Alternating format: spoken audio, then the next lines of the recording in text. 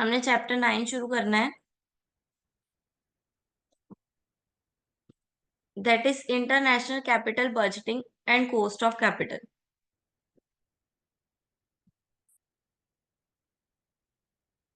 हाँ जी, capital budgeting क्या होता है? The process through which different project are evaluated is known as capital budgeting.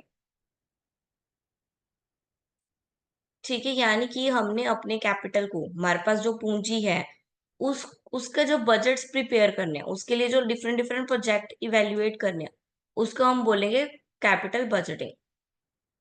The capital budgeting is defined as the firm's formal process for acquiring and investing of capital। ठीक है, यानी कि हमने देखो capital budgeting यानी कि capital related budget बनाना। तो capital में क्या होता है? या तो एक्वायर करना है या इन्वेस्ट करना है। तो इन दोनों की प्रोसेस को हम क्या बोलेंगे? Capital capital budgeting.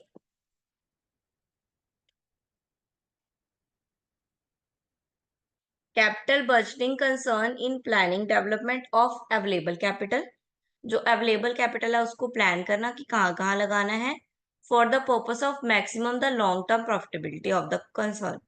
ठीक है, जिससे हमें लॉन्ग टर्म प्रॉफिट मिल सके अपने ऑर्गेनाइजेशन के लिए।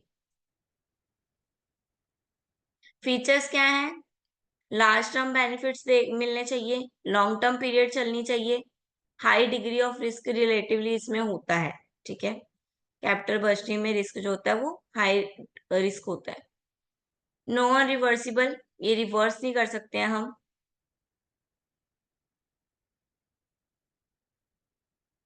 Then capital budgeting process, the capital budgeting process क्या है? यानी कि कैपिटल बजटिंग जब करनी है तो कौन कौन से स्टेप से निकलना पड़ेगा?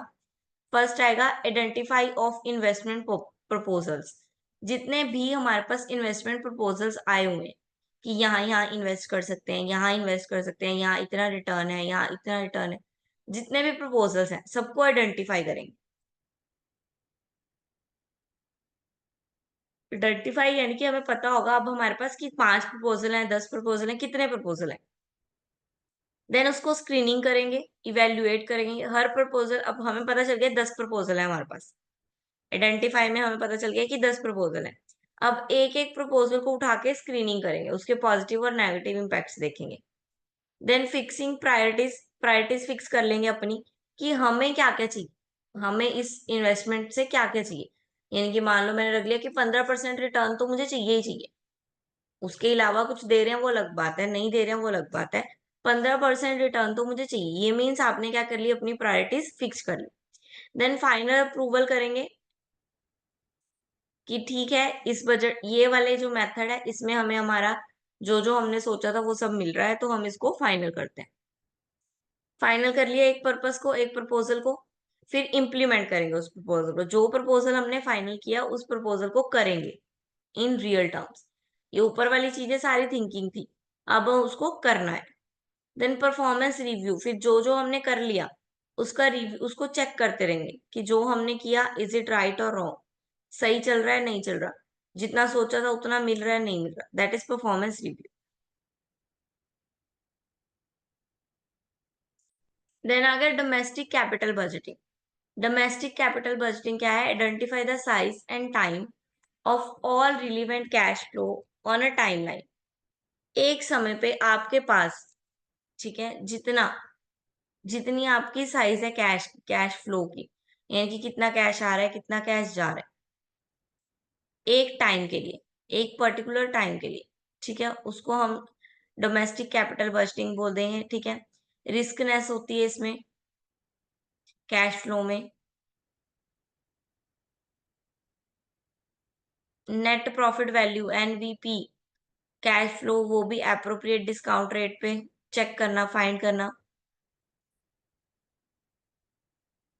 देन कंपेयर करना एक्चुअल वैल्यू से। ठीक है,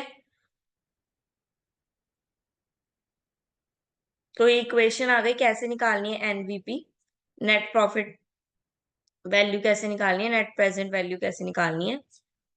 sum of C F plus TVT minus C zero.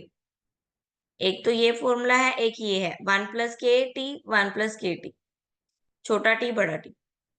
F CF का मतलब क्या है? एक्सपेक्टेड इंक्रीमेंटल आफ्टर माइनस ये जो टी दिया हुआ है साथ में, ये टी का मतलब है टैक्स कैश फ्लो, जो माइनस कर देना है टैक्स को इंक्रीमेंटल वैल्यू में से, तो CF निकल के आ जाए। टीबीटी, ये टीबीटी जो है, ये टीबीटी क्या है? After tax terminal value including return of net working capital, tax देने के बाद जो value he, that is TBT. C0 क्या है? इन्वेस्टमेंट एंड इंसेप्शनल, यानी कि इनिशियल जो हम इन्वेस्टमेंट कर रहे हैं, वो नई कुछ इन्वेस्टमेंट की है वो। अब के आ गया, के इज वेटेज हो गया, एवरेज दोनों का, सबका एवरेज। टी का हो गया इकोनॉमिक लाइफ, इससे हमारी क्या निकल के आएगी? एनवीपी निकल के आएगी। अगर ग्रेटर देन इक्वल और जीरो हुई, वाइस वर्सा भी हो सकती है, कुछ भी हो सकता है, जीरो से ग्रेटर भी हो सकती है, जीरो भी हो सकती है, वन भी हो सकती है, और माइनस में भी हो सकती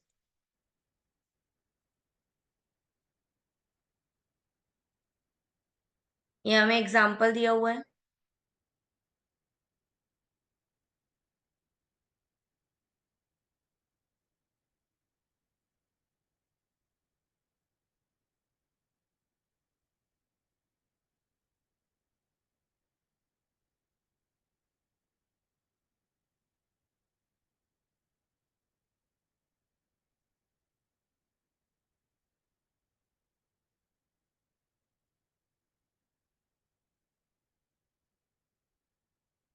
देखो, CF आपको सब दिया हुआ है, CF दिया हुआ है, नेट दिया हुआ है, CF ऑपरेटिंग CF दिया हुआ है। अगर टोटल CF निकालना है तो इन दोनों को ऐड कर दोगे तो टोटल CF निकल जाएगा।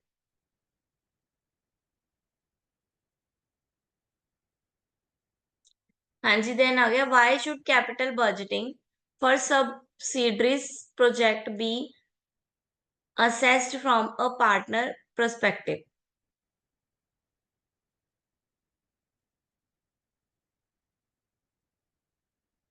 A capital project of a subsidiary of a parent may have a positive NPV from the subsidiary perspective, yet have a negative from the parent perspective due to following.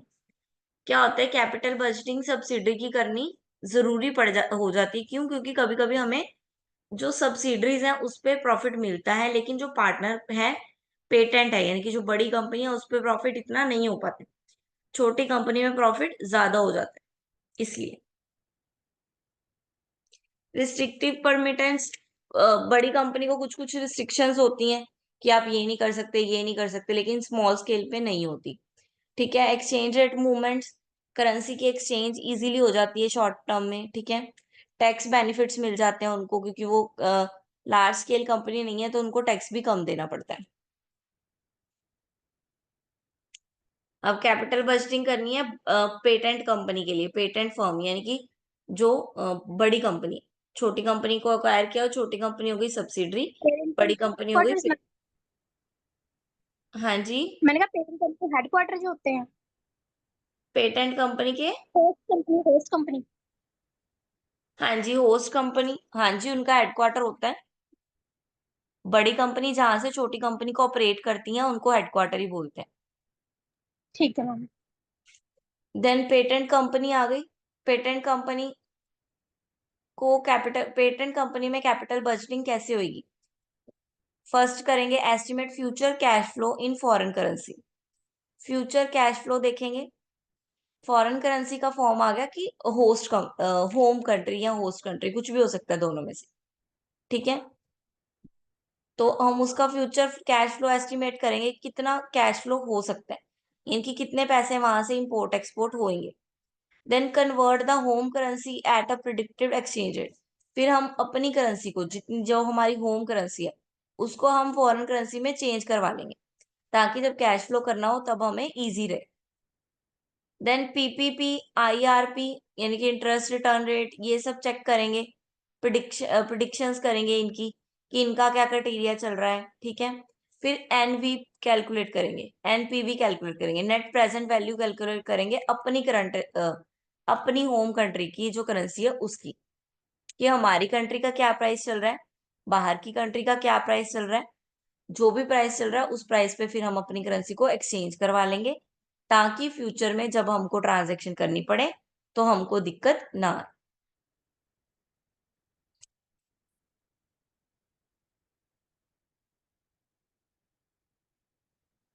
Then international capital budgeting.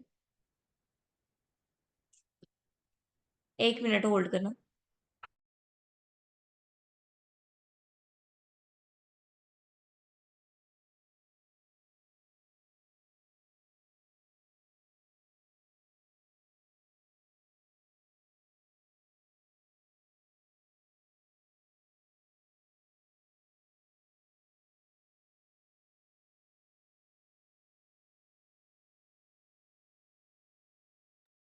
हाँ जी, देना क्या international capital budgeting.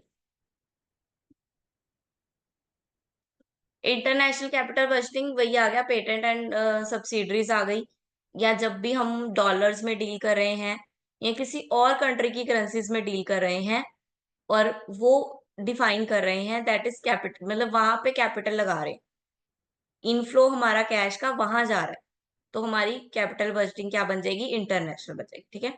Change the foreign cash flow into dollars. ठीक है, हमने अपने cash flow को change कर लिया डॉलर्स में, एक्सचेंज रेट कर लिया। ठीक है, तो उसको हम क्या बोलेंगे, इंटरनेशनल कैपिटल बजटिंग। हम अपनी कैपिटल यहाँ यहाँ पे कैपिटल लगाने की बजाय वहां लगा रहे हैं, यानी कि मैंने बाहर की मशीनें खरीद ली, that is international capital budgeting.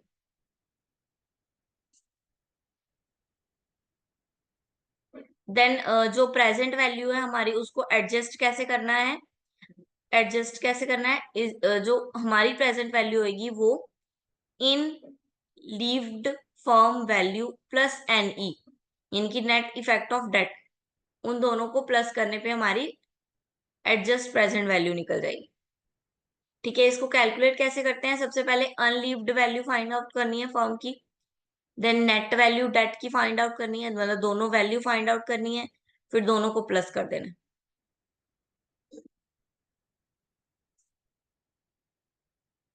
ये देखो, for example a multi year project, calculate find out the present value of the company cash free flow plus terminal value is 1 lakh. The tax rate of the company is 30%. Interest rate is 7%.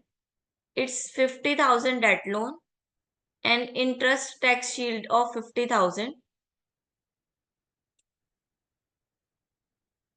Thus the adjusted value क्या होगी हमारी is, पहले तो terminal value दी हुई है यानी कि levied value, that is 1 lakh।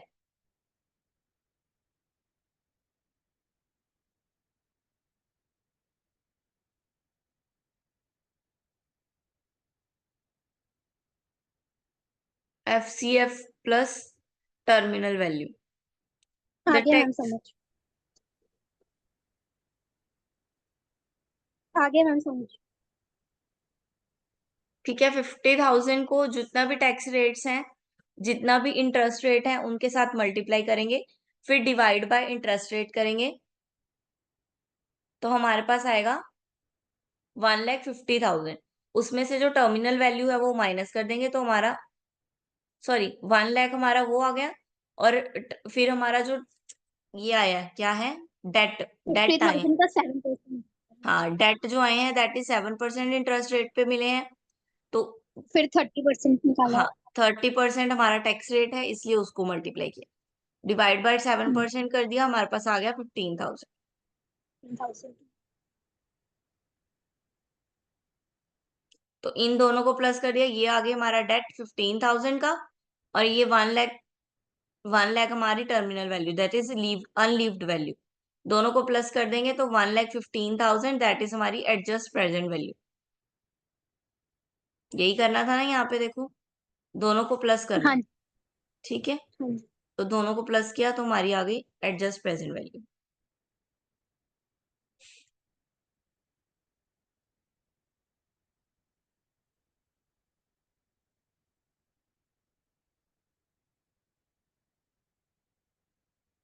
Risk adjustment in capital budgeting process. अब रिस्क एडजस्टमेंट कैसे करनी है, clearly risk and return are correct correlated. Risk और रिटर्न जो है वो एक दूसरे से जुड़े होते हैं, ये तो सबको पता है। ठीक है, जितना रिस्क होएगा, हाई रिस्क हाई प्रॉफिट हम बोलते हैं हमेशा। ठीक है, तो इसका मतलब क्या है, जितना रिस्क उतना प्रॉफिट, दोनों एक दूसरे से इंटरलिंक्ड है। तो पॉलिटिकल रिस्क में भी business risk, adjustment in the discounted rate.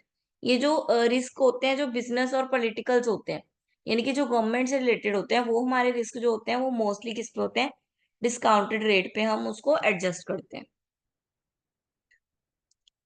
Then आ गई सेंसिटिव एनालिसिस। सेंसिटिव एनालिसिस क्या है, related find out the critical variables in the assumption of cash flow.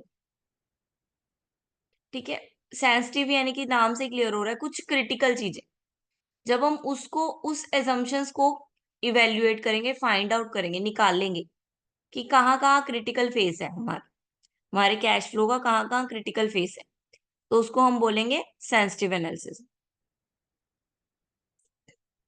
Like ठीक है मैम। कॉस्ट एंड प्राइस हो गया। Cost और प्राइस का estimate लगाना, दैट इज क्रिटिकल, क्योंकि कॉस्ट और प्राइस कभी भी चेंज हो सकते हैं इन्फ्लेशन रेट में, या डिफ्लेशन आ जाए, कोई कभी भी चेंज हो सकते हैं, तो वो सेंसिटिव पॉइंट है। Then scenario analysis. Scenario analysis क्या है, ये भी सेंसिटिव एनालिसिस के सिमिलर है। It recognize that because of the interrelationship several variables change simultaneously. वो बोल रहे हैं कि एक वेरिएबल के चेंज आने से बाकी वेरिएबल्स में भी जब चेंज आ जाए, दैट इज सिनारियो एनालिसिस। एक को देख के बाकी भी चेंज हो गए।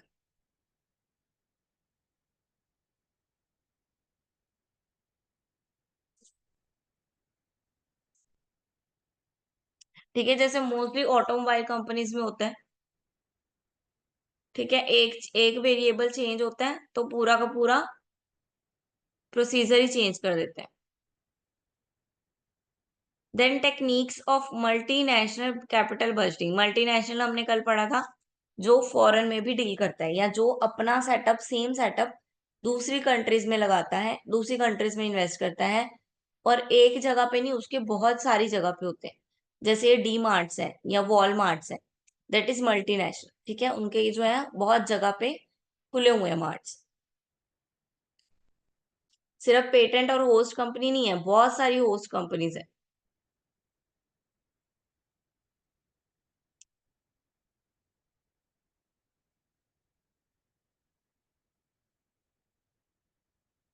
तो इसमें cash discounted cash flow technique use की जाती है इसमें, मल्टीनेशनल कैपिटल बजटिंग में। Interest factor and return after the payable period, इसमें ये चेक किया जाता है। तो डिस्काउंट कैश फ्लो टेक्निक क्या है, सबसे पहले तो कैश इनफ्लो और आउटफ्लो, ये चेक करना एक एसेट का पूरी लाइफ तक, जितनी देर भी वो एसेट चली है उसका इनफ्लो और आउटफ्लो दोनों कैलकुलेट करना। देन डिस्काउंटेड करना, यानी कि डिस्काउंट फैक्टर करना, जितना भी लग गया, जो भी डेप्रिशिएट हो गया, सब काट निकाल देना, सब छांट देना।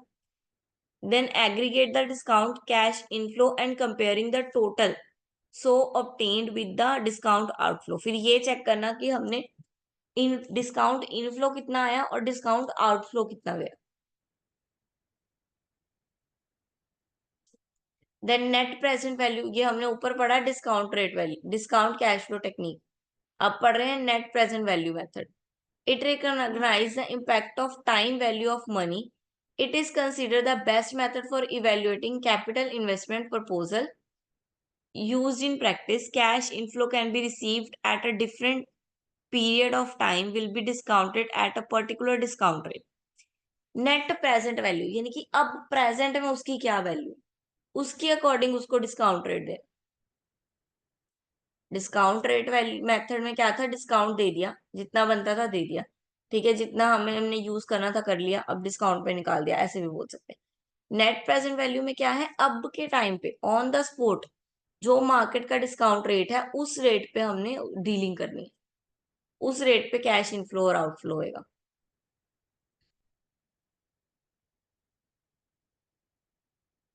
ठीक है, अगर तो एनपीवी पॉजिटिव होगी तो हम उसको एक्सेप्ट कर लेंगे, अगर एनपीवी नेगेटिव होगी तो हम उसको रिजेक्ट कर देंगे।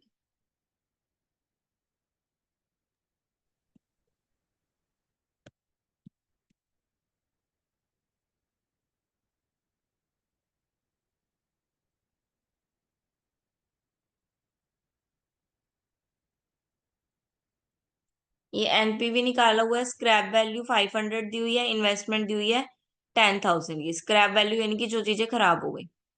ये 4 पीरियड है, कैश का फ्लो है।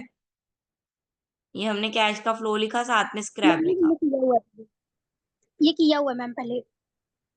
ये आपने किया हुआ है, हाँ जी मैम, ठीक है। पिछले सेमेस्टर में। ठीक है, देन प्रेजेंट वैल्यू में से इनिशिएट प्रेजेंट वैल्यू माइनस कर देंगे, दोनों आपस में माइनस कर देंगे। तो हमारे पास जो वैल्यू आएगी, जो हमें दिख रही है यहाँ पे आ रही है 2749,494, दैट इज पॉजिटिव, माइनस नहीं है। तो हम इस इन्वेस्टमेंट को क्या कर लेंगे, एक्सेप्ट कर लेंगे, क्योंकि ये पॉजिटिव है। और यही अगर ये नेगेटिव होती तो हम इसको रिजेक्ट कर देते हैं।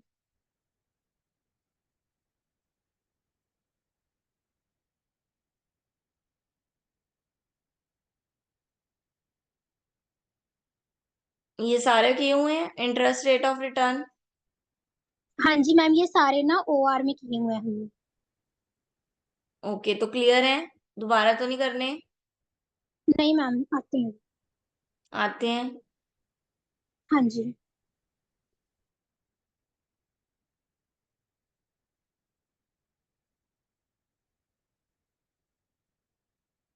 Cost of capital.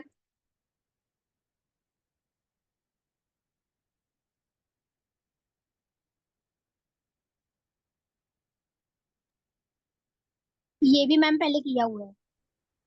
पड़ा है उसमें सारा, ये सारे फॉर्मूले, वेटेज ये मैम एवरेज कॉस्ट। फॉर्मूले। हाँ जी। तो फिर इसकी जरूरत है ये वाले करवाने की? नो मैम, इतनी जरूरत नहीं।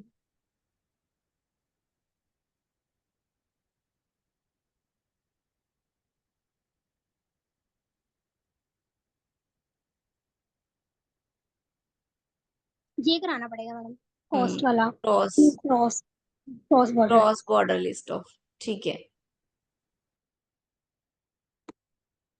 बस यही है।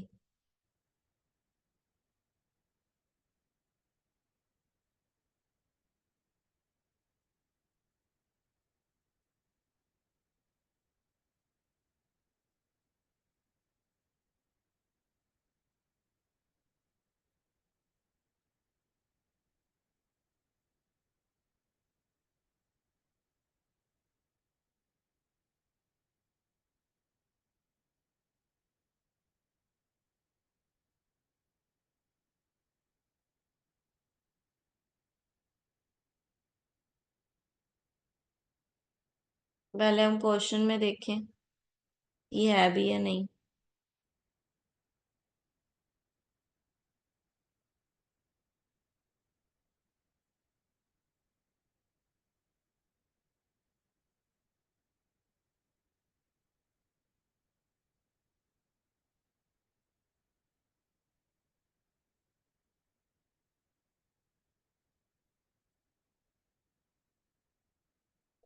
इसकी बस थ्योरी थ्योरी पढ़ ले, पढ़ लो, इसका फॉर्मूला नहीं आया हुआ, ठीक है। देन ठीक है। Cross border listed of stock क्या है, लिस्टिंग ऑफ स्टॉक, नेम से क्लियर हो रहा है, क्रॉस बॉर्डर यानी कि हम अपनी जगह से दूसरी जगह पे स्टॉक को लिस्टेड करवा रहे हैं। अपनी कंपनी को, मान लो यूएस की कंपनी है, वो अपने स्टॉक्स को इंडिया की जो सेबी है उसमें रजिस्टर करवाना चाह रही है, तो उसको हम बोलेंगे कि cross border listing of stock. यानी कि हम यहाँ पे बैठे यूएस के कंपनी के स्टॉक भी खरीद सकते हैं, ठीक है। अ कंपनी कैन एक्सपैंड इस पोटेंशियल इन्वेस्टर बेस। जब एक कंपनी अपना इन्वेस्टर बेस बढ़ाना चाहती हो, इन्वेस्टर बढ़ाने चाहती हो, ठीक है, उसको लग रहा है कि हमारी कंट्री में इतने इन्वेस्टर्स नहीं है जो हमारी कंपनी में डील कर सके, हमारी कंपनी में इन्वेस्ट कर सके, तो हमें अपने ही स्टॉक को दूसरी किसी कंट्री के स्टॉक लिस्ट एक्सचेंज में अपने आप को लिस्टेड करवाना पड़ेगा, ताकि वहां से हमारे पास क्या आए, इन्वेस्टर्स आए, वहां से हमारे पास पैसे आए, ठीक है। Cross listed create a secondary market for the company share, ठीक है, वो शेयर ये सेकेंडरी मार्केट में डील होती है। आपको पता है सेबी में दो मार्केट होती है, प्राइमरी एंड सेकेंडरी। प्राइमरी में सिर्फ न्यू शेयर इशू किए जाते हैं, जो न्यूली शेयर होते हैं, और सेकेंडरी में जो सेकेंड टर्म के शेयर होते हैं, यानी कि जो एक बार इशू हो चुके हैं, जैसे कोई बाय बैक शेयर्स होते हैं, ठीक है, जो राइट इशू शेयर होते हैं वो शेयर्स हो गए, या कोई और कंपनी आके अपने शेयर्स निकालती है, दैट इज सेकेंडरी मार्केट। ठीक है, पूरी लिक्विडिटी होती है, हम इशू कर सकते हैं, उस पे कंपनी का नेम, फॉरेन कंपनी, मार्केट, सब कुछ रिटर्न होता है प्रॉपरली, कहाँ से आ रही है, उस कंपनी को प्रॉपरली रजिस्टर करवाना पड़ता है हमारे यहाँ पे, हमारे एक्सचेंज रेट में रजिस्टर करवाना पड़ता है, ताकि जो मनी है उनकी फॉरेन करेंसी जो है वो एक्सचेंज भी हो सके, क्योंकि हम तो रुपीज में डील करते हैं, वो डॉलर्स में डील करते हैं, तो उनको अगर वो हमारे यहाँ पे लिस्टेड करवाते हैं तो उनको एक्सचेंज करवानी पड़ती है अपनी करेंसीज भी।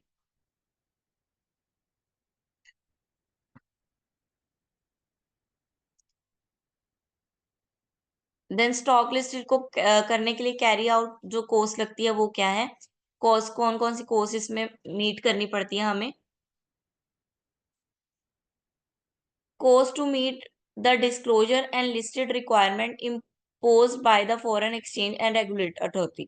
जो भी अथॉरिटी की फीस होती है, ठीक है, जो भी उनकी रिक्वायरमेंट होती है लिस्ट करवाने के लिए, वो कॉस्ट लगती है हमें। Once a company stock is traded in overseas market, there is voluntary slip over from this market। तो फिर वो यानी कि एक बार जब वो कंपनी दूसरी कंट्री में स्टॉक लिस्टेड हो गई, तो फिर वो जैसे वो कंपनी चल रही होती है, वहां की कंपनी चल रही होती है, वैसे ही इस कंपनी की इस कंपनी को भी वो वैसे ही डील करते हैं। ठीक है, ये नहीं आपको फॉरेनली ट्रीट किया जाएगा, आपको भी उन कंपनी की तरह ही ट्रीट किया जाएगा जैसे उस कंपनी में जैसे उस कंट्री में बाकी कंपनी को ट्रीट किया जा रहा है। ठीक है, अवेल करवाते हैं फॉरेनर्स को, उनके लिए हम फॉरेनर हैं, हमारे लिए वो फॉरेनर है, तो हम एक दूसरे को अवेल करवाते हैं अपनी कंपनीज। ठीक है, मान लो कोई मारुति वाले हैं, अगर वो चाहें कि हमने अपने यूएस में भी कंपनी खोलनी है, या कंपनी नहीं खोलनी तो हमारे स्टॉक वहां पे भी जाने चाहिए। टाटा वाले हैं, उनके स्टॉक वहां, रिलायंस के स्टॉक्स वहां पे भी होने चाहिए, तो वो अपनी कंपनी को यूएस में लिस्टेड करवाते हैं, यूएस की स्टॉक कंपनी में लिस्टेड करवाते हैं, देन वहां के इन्वेस्टर्स उनकी कंपनीज में इन्वेस्ट करते हैं।